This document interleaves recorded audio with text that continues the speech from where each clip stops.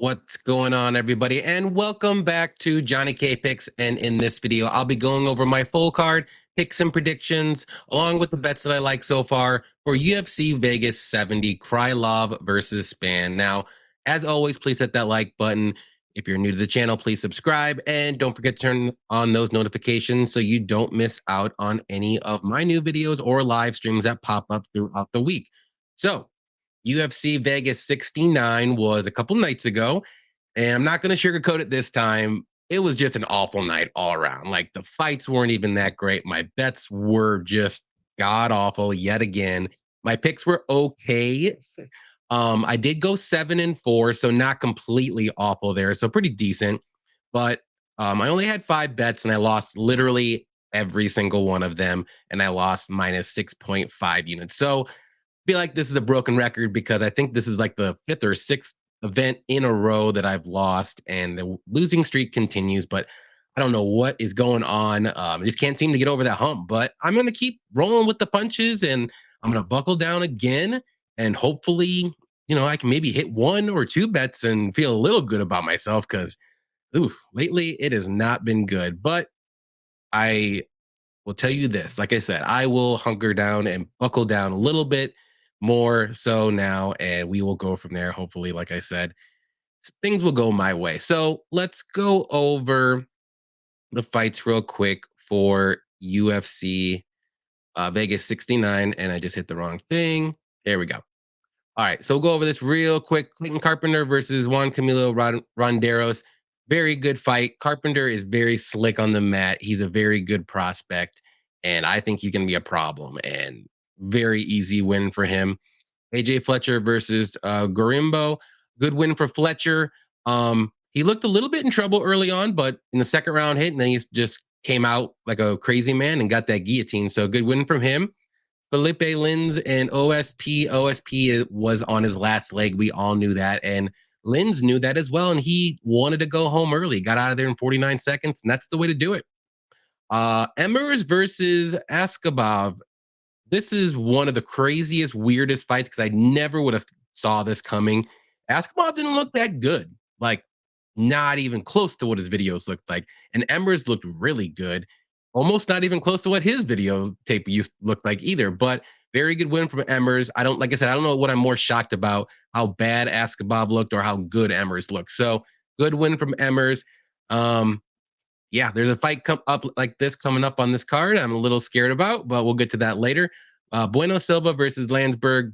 Silva dominated that fight. I thought it was a little bit close whenever it got in the clinch, but that was the only thing that Landsberg is good at is in the clinch with her elbows and knees. But everywhere else, Bueno Silva was good. And hey, Silva got her first 2 takedowns in her UFC career this fight. So good for her. Congratulations.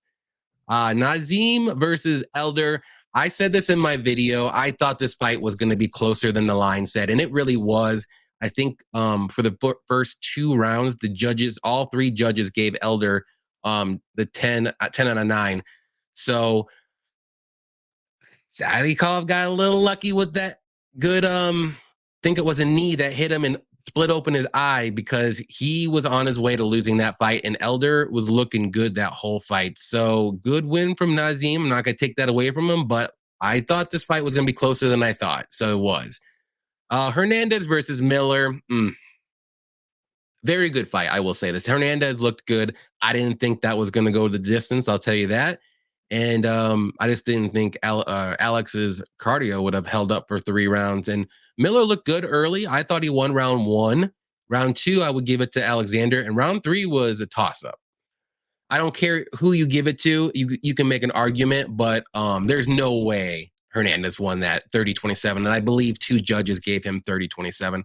That was an awful, awful scorecard for that. If you would have said 29-28 Hernandez, sure.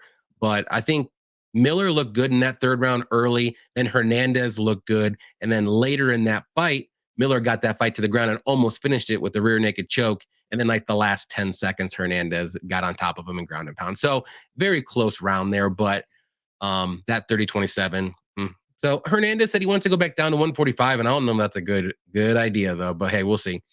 Sloppy fight number 1 of the night was Prochnio versus Knight. I don't know what Knight was doing in there. I guess he froze up, he said, and he didn't know what to do or whatever. But moving on.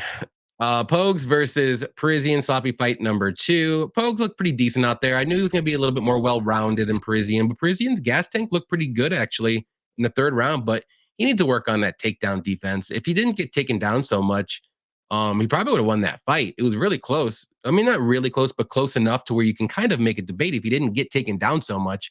So good win from Pogues.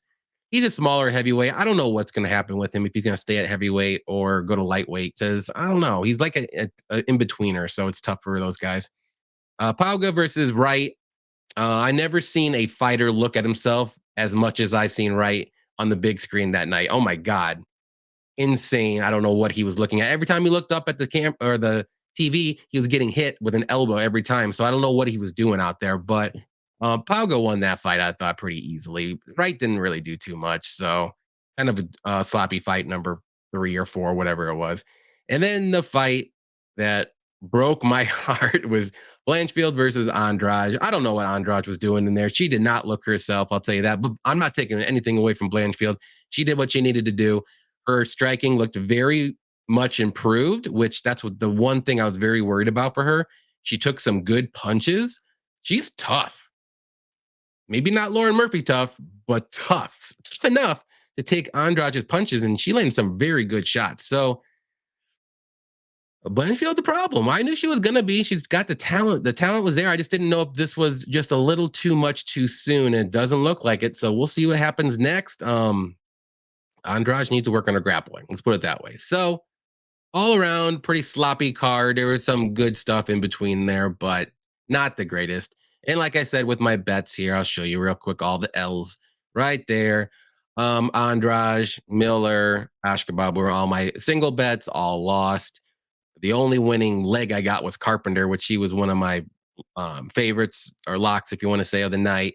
And then I had the under 2.5 in the Miller Fernandes, which didn't hit, which surprised me. And then the Wright Pauga fight got to round 3, which Wright's never been to a round 3 until now. So like I said, this is like the weirdest betting. Like I guess maybe I should just do the opposite of what I think because that's literally what's happening lately. So no big deal. Like I said, I'm going to hunker down and it's going to be a tough card to do that, but we'll get into it. So my picks and predictions for UFC Vegas 70. Let's start from the bottom and work our way up. And I believe the order already changed because I don't think that was the first fight I did. So Jose Johnson versus Garrett Armfield. Johnson is 15-7, 27 years old, 6 foot with a 74-inch reach. Armfield is 8-3, 26 years old, 5'6 with a 70-inch reach. So right off the bat, you can see the size difference here. There's going to be a 6-inch height and 4-inch reach advantage. So that's never really a good thing going in. So like I said, let me find my notes here because they're all messed up now. All right, here we go. So Johnson's making his UFC debut. He's a solid striker with good power. He's got good kicks. He likes to stay at range and he keeps his distance pretty well. He has decent grappling. He's got some submissions under his belt, I think, earlier in his career. He's got one right here. So about a year ago against Mo Miller. He doesn't really have the greatest wrestling either, but like I said, he works from his back more so if he gets taken down or if he goes to grappling. But he's got solid ground game. It's nothing like some guys coming up here, which I'll talk about. Armfield, pretty well rounded himself. He's got good striking, good wrestling. He likes to push forward. He's pretty quick on his feet, good finishing ability, but he can be hittable at times. That's the one thing I'm worried about here with that size advantage. I think he's going to have to use his wrestling. And if he doesn't, I think he's going to lose this fight. And this is a very tough fight for me to call because I don't know. Because Johnson's not bad, but I don't think he's that great either. And it's the same thing with Armfield. He's not bad, but he's not great. And I believe they both fought the same guy and lost. Let me see who it was. I think it was Martinez. Ronnie Lawrence. So Armfield fought Lonnie Lawrence and lost by unanimous decision. And I think Johnson fought Ronnie Lawrence as well and lost by unanimous decision. So both these guys are fighting pretty decent competition here. Um, I'm gonna go with Armfield here. I just like he's a little bit more well-rounded. He's not bad on the feet, but it's just going to be a little bit harder for him to get his striking going. But on the mat, I think he's going to have the advantage. And I do see his quickness playing a part in this fight. I think he's going to be able to get those takedowns and maybe just win the close decision here. I'm not going to put any money on this one. I know the line's pretty close, but maybe the over 2.5, if it's set at 2.5, is a good look here. I'm probably going to stay away from this fight. This is just a close one for me, but I'm going to go with Armfield to win this one by decision. Next fight we have is Haley Cowan versus Aylin Perez. Cowan is 7-2, 31 years old, 5'8", with a 69-inch reach, we'll say. And then Perez is 7-2, not 70, 28 years old, 5'5", with a 66-inch reach. So she's going to be a little bit bigger here. Both girls are very strong, I will say that. But Cowan is making her UFC debut. She's well-rounded. She's more so a striker, but she's a pretty good wrestler. She can get the takedowns. She got solid power in her hands, good takedown defense, and she likes to push forward. She's got some good ground and pound when she does get this fight to the mat, and she does have some good grappling and submissions too. So she's pretty, like I said, she's pretty well-rounded.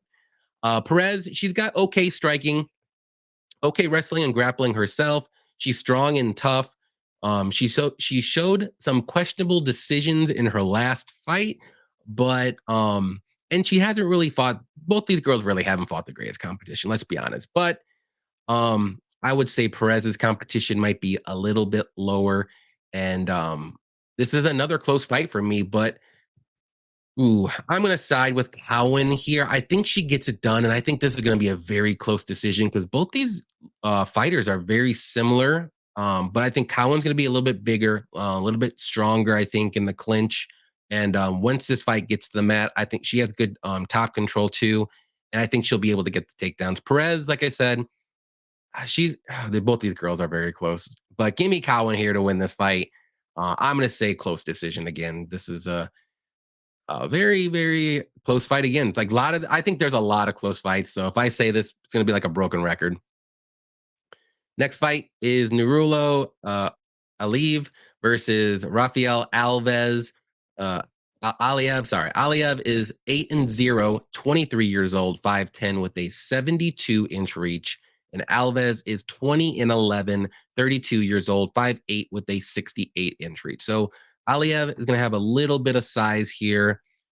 He's making his UFC debut. He's a very, very good wrestler. And correct me if I'm wrong, if we're not going to hear the same thing, like I said with Ash Kebab here, very good wrestler, solid striking, likes to push forward, likes to time his takedowns well. And he's just he's mainly a wrestler that's just going to grind you out and I don't want to say get a decision win, but it's mainly his path to victory here. Alves is super explosive fighter, good power in his hands. He's got good striking. He's got good submissions. He's kind of a kill or be killed kind of fighter. He has in the first round, he always goes for it. And then if he doesn't get that finish, he kind of slows down as the fight goes on and he ends up getting finished himself. This is a tough one because I'm having flashbacks again to Ashkabar here, or Ashkabab, I'm sorry. And I'm going to go with Aliev. I'm going to go with him to win this fight. I'm not super confident. And it's probably because I'm scared because of last week. But I think this fight goes one of two ways. Either Alves finishes fight early in the first round, or Aliev wears down Alves and gets a decision win pretty easily, like comfortable, dominant, whatever you want to say. But I'm going to go with Aliev to weather the storm early, maybe get a couple takedowns when Alves is a little too aggressive because he can do that too. And just wear down his cardio and grind him out. And maybe he can get a sneaky submission in the second or third round. But I'm going to say he wins this one by decision. Not too confident. The line's not too bad. But again, last week, I'm just going to stay away from this fight altogether. I'm not even the over and under. I think it's just weird because Alves can get that knockout early. So, all right. Joe Solecki versus Carl Deaton III. Solecki is 12-3, 29 years old, 5'9", with a 70.5-inch reach.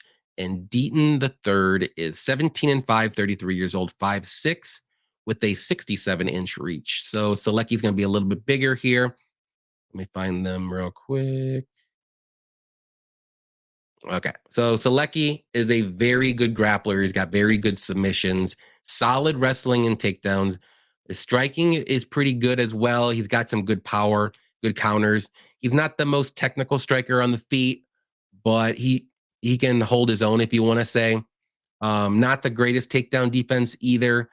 But he makes up for that with good reversals, good sweeps. Like I said, he's got good BJJ. So he doesn't mind getting taken down, I don't think, because he knows he can either reverse or get back up or something like that. And then Deaton is making his UFC debut. He's got solid wrestling, good takedowns. He likes to set up his takedowns with the striking. He doesn't really have a lot of power on the feet. He's got decent grappling and submissions. He has good top control. He's not really a finisher, if you want to say, but he's more of he has good cardio. He's a grinder. He tries to wear you down and win the fight like that. I got to go Solecki here. I think he's the better fighter. The wrestling department might be the only spot where I see Deaton might have an edge here, but I think the grappling can negate that. And maybe Solecki can get some reversals and take his back and work for that submission. And then on the feet, I like Solecki. Deaton's striking isn't the most technical either, so it doesn't really worry me.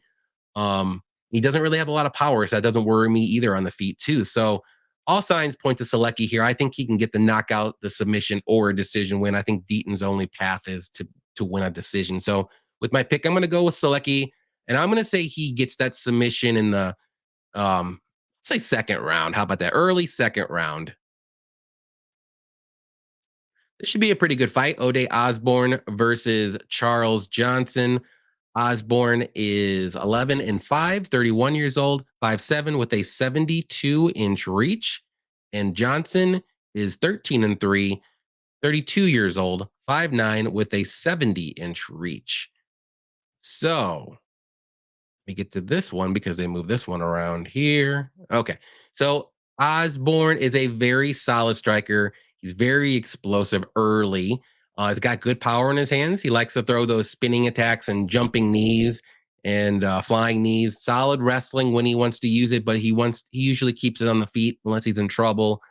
Um, I don't want to say he's super chinny, but his chin's kind of let him down a few times. He throws a lot of volume, like I said, early, but he slows down as the fight goes on. He's usually likes to go in there in round one and try to go for it. And if he doesn't get it, you see him kind of taper off as the fight goes on with his volume. And Johnson's very well rounded, very solid technical striking, good grappling as well, and good takedown defense. He kind of starts slow, but then he picks it up as the fight goes on. So these guys are like totally different with their pace. Like Osbourne likes to start early and then fades. Johnson starts a little slow and then picks it up as the fight goes on. He has, like I said, he has got good grappling, but we really haven't seen it in the UFC yet. But we've just seen his striking, and his striking is looking pretty good as of late.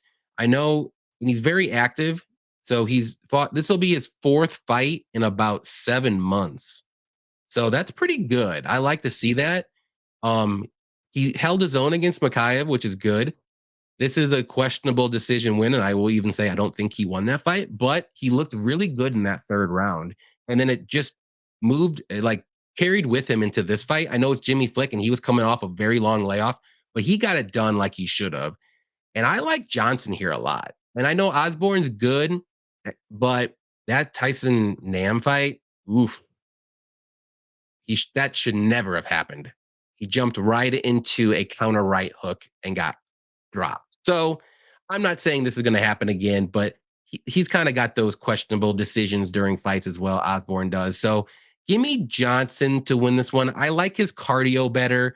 I know he's fighting on short notice, but I mean, like I said, this is his fourth fight in 7 months, and I've never seen questionable moment with his cardio in those 3 rounds at all, or 3 fights at all in any of those rounds. So I'm not too worried about the short notice, and it's not really even that short notice. I just think eventually Johnson will get to O'Day, maybe in the 3rd round, because like I said, he really picks it up in the 2nd and 3rd round. And I'm going to say he gets that knockout in the 3rd round when O'Day is a little gassed, and he just finds that chin and gets the knockout again. So with my pick, I'm going to go Johnson with a knockout in the 3rd round. Let's do that. I like it. All right, guys. If you know me, you know I'm a big Monkey King fan. So we have Jordan Leavitt versus Victor Martinez. Leavitt is 10-2, 27 years old, 5'9", with a 71-inch reach. And Martinez is 13-4, 31 years old, 5'8", with a 70-inch reach. So, as we all know, Leavitt is a very interesting guy, to put it lightly, if you want to say. Very good grappling and very good submissions. His striking is probably one of the worst fighting or strikers in the UFC. Like, his hands are non-existent. He's got no boxing. All he does is throw kicks, low leg kicks, until he can work his wrestling and grappling and try to get the fight down there. He does struggle a bit with his takedowns, but it I don't want to say he has to go perfectly his way to get those takedowns, but he does have to try something unique to get this fight to the mat. And Martinez, he's making his UFC debut. He's a very good striker. He's mainly a boxer. He's got very good hands, good power in those hands as well. His takedown defense isn't that good, though. So this is where the fight gets a little tricky. But he's high volume and he's very tough. So Leavitt's not going to knock this guy out, but we already knew that. So to me, this is definitely a grappler versus striker matchup here. And I'm sure a lot of people are going to be on the Martinez side here, but not me. I'm going to go Leavitt. Why? Because I think he can get this fight to the mat. Martinez has shown he does not have great takedown defense. And he's not like a fish out of water with his grappling, but Leavitt's going to have a huge advantage. And I know Martinez is going to have a pretty huge advantage as well on the feet, but Leavitt's tough. He's shown he can at least survive on the feet until he can get the fight to the mat in a few of his fights. And if you remember back when he fought Patty, in the 1st round, he looked pretty decent. Like, and I'm not saying Patty's the greatest fighter of all time, but he looked pretty good. And I was actually questioning my Patty bet. I was like, I don't know, maybe Leavitt is the one that exposes Patty, until Patty exposed that he's a really good grappler. That's the one good thing about Patty. But this isn't a Patty fight. But like I said, he didn't look that bad. And some of these were close decisions and calls and stuff, like I said, with his fights. But gonna go with Leavitt here. I'm gonna say he gets that submission. I'll say 1st round submission. I think he's gonna. Maybe Martinez gets a little too aggressive. He gets the well-timed takedown, Leavitt does, and he works his grappling and maybe gets like an arm triangle or something crazy. That's what he does. I know a lot of people are going to be in Martinez, but hey, I'm going to take a shot with Leavitt. I think he can get this one done. All right. Gabriela Fernandes versus Jasmine Jasudavicius. Fernandes is 8-1, 29 years old, 5'6", with a 67.5-inch reach. And Jasmine is 7-2, 33 years old, 5'7", with a 68-inch reach. So Fernandes, I don't know if you heard this or not before in my video breakdowns, but making her UFC debut, a good striker with some good pop in her hands, solid grappling. Takedown defense isn't the greatest, but it's not awful. And she's very strong and tough. Jasmine's a very solid wrestler with good takedowns. Striking is a work in progress, but she's not the quickest striker. It's kind of slow, and I don't want to say telegraphed, but she's got some good straights down the middle. She's very tough. She always pushes forward, and when she does get a hold of you or grab you in the clinch, she's not going to let go. So that's one good thing too. So she just needs to get a hold of you. She'll work her trips and takedowns, and she'll try to get you down to the wrestling mat and use her wrestling and grappling. Oh, so I know Jasmine didn't look that great against Silva in her last fight, but Silva's a monster and she's super quick, super good striking. So that was just a hard fight for Jasmine, I will say. And she was kind of chasing her around, but like I said, Silva's very quick. This one I kept going back and forth with a little bit. I'm going to go with Jasmine here. I'm hoping that she worked on some stuff that she needs to.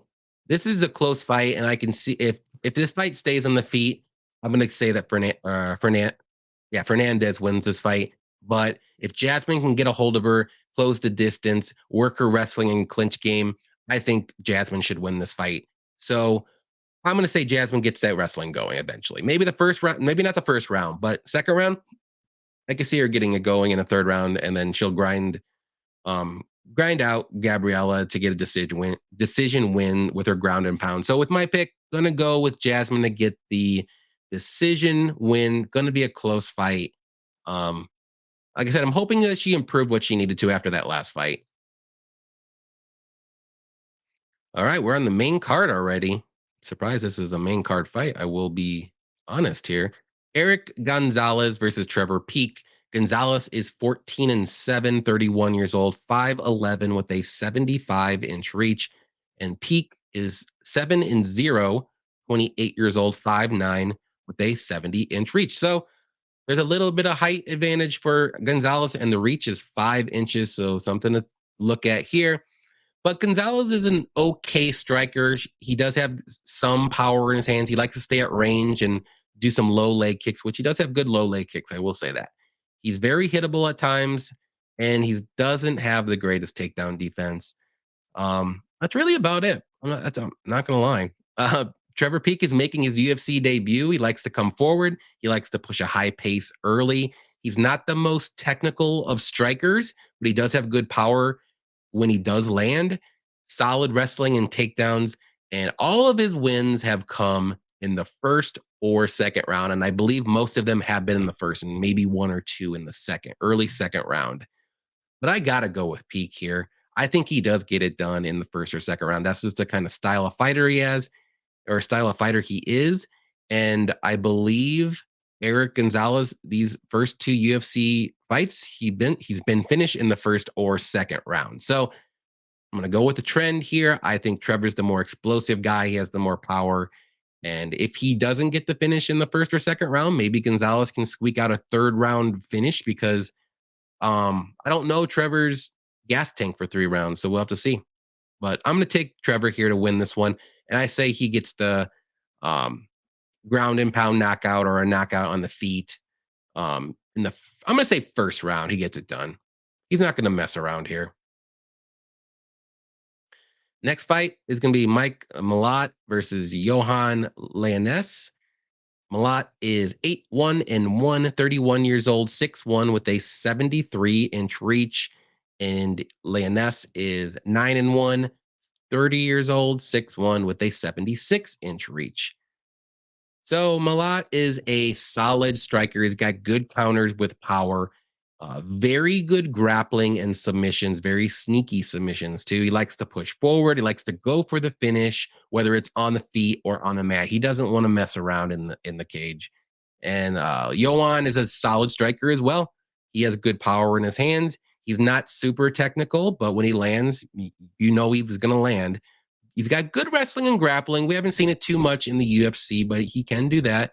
But with him, we've seen him slow down after the first round, like really bad. Like you can tell, like a switch just went off and he's just laboring the rest of the fight. He has gone to decision in his last fight, and that was a very close decision, if you want to say. He got knocked out here. I think that was in the second round. And yeah, most of his wins have come early. But like I said, his gas tank falls off the cliff after the first round. But both these guys are kind of close. Like they kind of do the same thing a little bit, if you want to say. The line, I don't really like it too much, but I do like Malott to win this fight. Both these guys on the feet are kind of the same, like I said, but I think Malott's going to have the edge in grappling and submissions. Johan might get the takedowns, but I don't know if that's going to be a good idea because, like I said, Malott has sneaky submissions on the mat when he's on his back.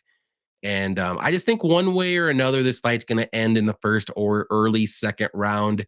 If Malott Malott can win this one in the first round, but I think Johan is first round or bust here, and Malott's going to end up getting him in the second round if he doesn't, or he gets to get him in the first. So with my pick, I'm going to say Malott does get the knockout on the feet. I think he lands a good right counter, kind of like he did with Mickey Gall, and he just puts him down. He's got some good power, but both these guys are hittable. So this is a close fight. I see violence in this fight. I like the under here. I'm going to look at when it comes out, but I'm going to go Malott to win this one by knockout, like I said.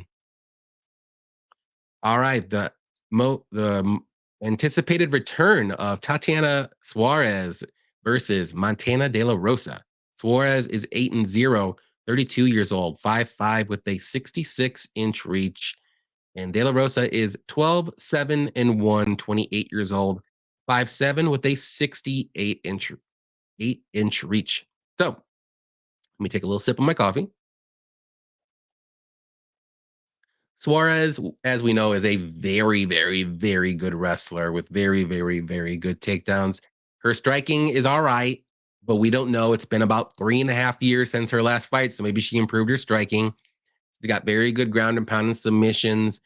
Like I said, the biggest red flag here is the 3.5 year layoff that she has. So I'm hoping she's improved and she's been training. I've seen some videos. She's looking pretty good. So I'm not like super worried here, but something to think about.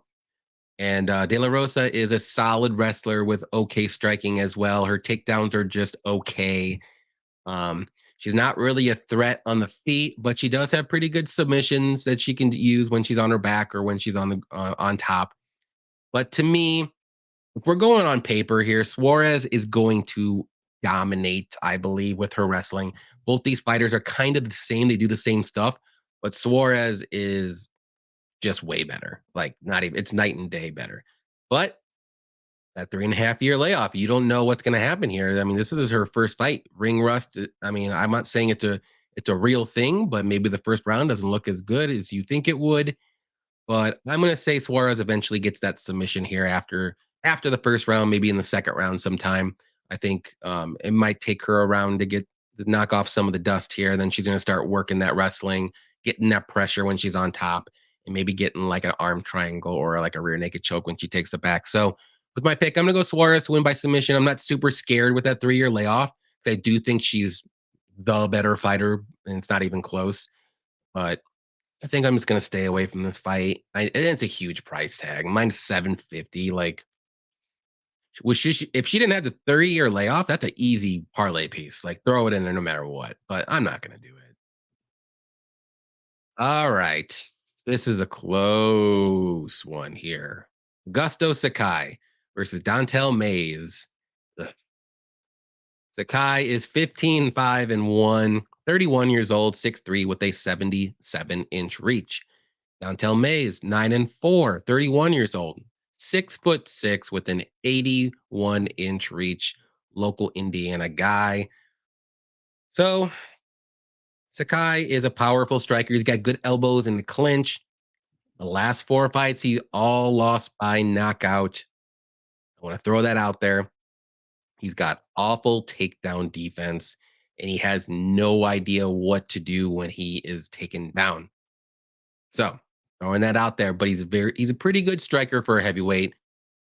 Cardio is a little suspect after the first round, maybe round and a half, but that's most heavyweights, so you can't really even put that in a breakdown. Mays, his striking is solid, if you want to say, or okay. He can wrestle. He's got okay takedowns. Pretty durable. He's very hard to trust, as well, Sakai is hard to trust as well. He's got good power in his hands when he lands. He's kind of slow with his boxing. Not very quick or explosive, but he's just an all-around decent guy, if you want to say. Now, this is where I think the fight is going to be on the feet, Sakai, all day. Not even close. But Mays, if he works that wrestling, gets this fight to the mat, wears on Sakai a little bit in that first round, this is going to be a different kind of fight. And I don't know what to pick. I'm really debating as I'm talking because I'm stalling. Hmm. I'm gonna give Mays one more chance here. I know I picked him against Hamdy and he didn't look good at all. Well, honestly, and then I'm thinking about it right now. What would Hamdy look like against, or Sakai look like against Hamdy? Like, it kind of would be almost the same, but maybe Hamdy would work his wrestling instead because I don't think Hamdy worked any wrestling in that Mays fight because Sakai's biggest weakness is ground game. And I think Mays not being the best wrestler, but those takedowns that he's shown in some of the fights, if he just does that, I mean, that's an easy takedown for him and work that ground and pound, wear on Sakai and get that win, whether it's going to be by decision or late finish ground and pound. So yeah, I'm gonna go Mays. I just talked myself into it. I think he gets that wrestling going. I'm staying away from this fight, 100%. There's no way I'm gonna touch this fight. But with my pick, I'm gonna go Mays to win by a ground and pound knockout in the second round. I think he survives, and this will be a sloppy fight. Co-main event time: Andre Muniz versus Brendan Allen. Muniz is 23-4, 33 years old, 6'1" with a 78-inch reach. And Allen is 20-5, 27 years old, 6'2" with a 75-inch reach. So Muniz is an amazing grappler with amazing submissions. Pretty good striking on the feet. He does have some power. Not the most technical, but pretty good. Takedowns are solid as well. Not the greatest technical takedowns, if you want to say, but he gets the job done. However, he can get the fight to the mat, he's okay with. He kind of slows down as the fight goes on, especially if he's on his feet. I think he has like two different kinds of cardio. He has grappling cardio, which is really good, and then he has the striking cardio, which is just okay. And but like I said, he never gasses out completely where he just doesn't do anything like in the third round. But he does slow down after the first round, a round and a half. Allen's a very well-rounded fighter. He's got good striking and grappling. He has finishing ability on the, I would say more so on the mat, but Muniz's finishing ability on the mat is way better, I will say. Allen can be taken down fairly easily, which this is going to be the key here. But he does have a very good get up game. He doesn't accept being on his back. I don't think he likes to be on his back and work his BJJ. He wants to be on the top position working that. And he's got good heel hooks and knee bars and stuff like that. But he can be a little hittable on the feet too. He kind of keeps his head in one place a lot, and his chin, he can get rocked, but he's got pretty good durability though. But he can get rocked and knocked down, but he gets back up pretty quickly. I'm gonna go Muniz here. I know I don't know if he's gonna be able to get a submission because I think Allen's good enough defensively when he's on the mat to not get submitted. But Muniz is so dangerous on the mat with his arm bars and arm triangles and rear naked chokes and anything like that. It's just a different kind of grappling Muniz has than Allen. Um, but Allen can win this one maybe on the feet. I think it's very close on the feet though. But give me Muniz here. I think he should win this fight. It might end up playing a little bit closer than the minus 190. But I do see this fight going to decision actually, because like I said, I don't think Muniz is going to be able to submit Allen. I do think he'll be able to get those takedowns. And I'm just wondering if he's going to be able to keep him down because Allen, like I said, Allen does get up a lot and pretty easily when he does get taken down. So with my pick, I'm going to go Muniz here. Wins a very close decision, maybe 29-28. And that line might not look great right now. If you bet at that 190, you'll be sweating maybe a little bit. All right, guys. Main event: Nikita Krylov versus Ryan Spann. Krylov is 29-9, 30 years old, 6'3", with a 77.5-inch reach. Spann is 21-7, 31 years old, 6'5", with an 81.5-inch reach. So, right there, Spann's going to have 2 inches of height and about 4 inches of reach.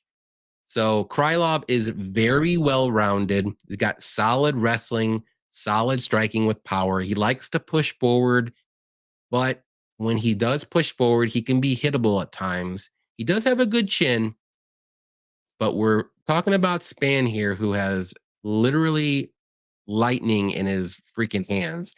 He's a power striker. He doesn't mind getting into a brawl, even though his chin can go out at times. We've seen he does have okay wrestling. He doesn't really use it too often. His takedown defense isn't the greatest, but when he has his back against the cage, he's not. He's a little bit better. That's something that he's pretty good at. And when that does happen, he does have sneaky guillotines. So you have to watch out for that. If I was Krylov trying to go for those takedowns up against the cage, because Spann can wrap that choke up real quick and it's going to be game over. This is a close fight. because I think the better overall fighter here is Krylov, but I think the more explosive, dangerous fighter here is Spann. And Krylov has fought some decent guys. He's fought Volkan, he's very solid. Gustafsson,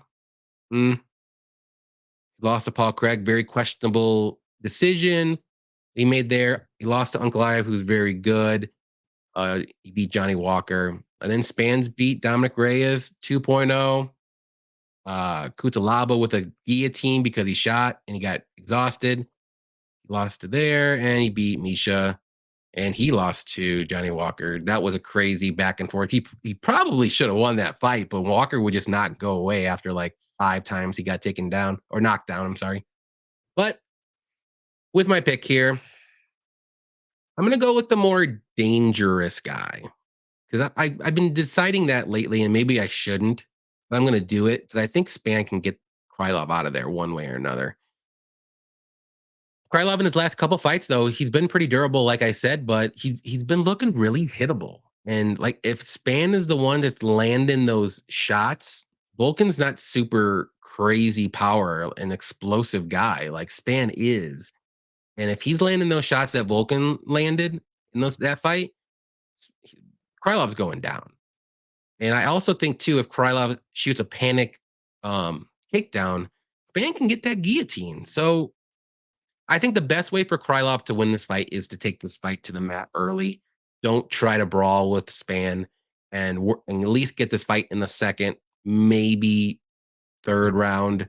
But I just don't see this fight going past the third round, either one way or another. I think this fight will end in the first or early second round, no matter what. So I like the under here.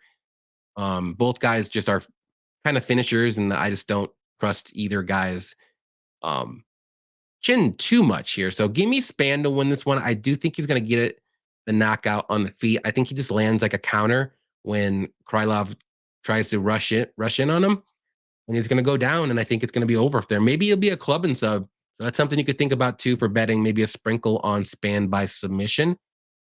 But I think it gets done in the first or second round. This will be a very interesting fight, though. But all right, guys, those are my picks and predictions. I don't have any official bets yet, but I'm going to look right now. I wanted to get my tape study done, and do the breakdown video, and then I'll look at some bets here. Not all of them are out, especially the over-unders, which I'm going to look at a lot of over-unders. The money lines here are weird to me, and I've been on this weird losing streak, so I'm even more cautious on the money lines. So thank you everybody for watching. As always, please don't forget to hit the like button on your way out, and subscribe if you're new and you like my breakdowns. My bets aren't great, I'm sorry, but I'm gonna turn it around, I promise. And I will post my bets on my Instagram and Twitter as always, so definitely follow me on those if you haven't yet. And I hope everybody enjoyed the fights this weekend, and until next time, happy fighting.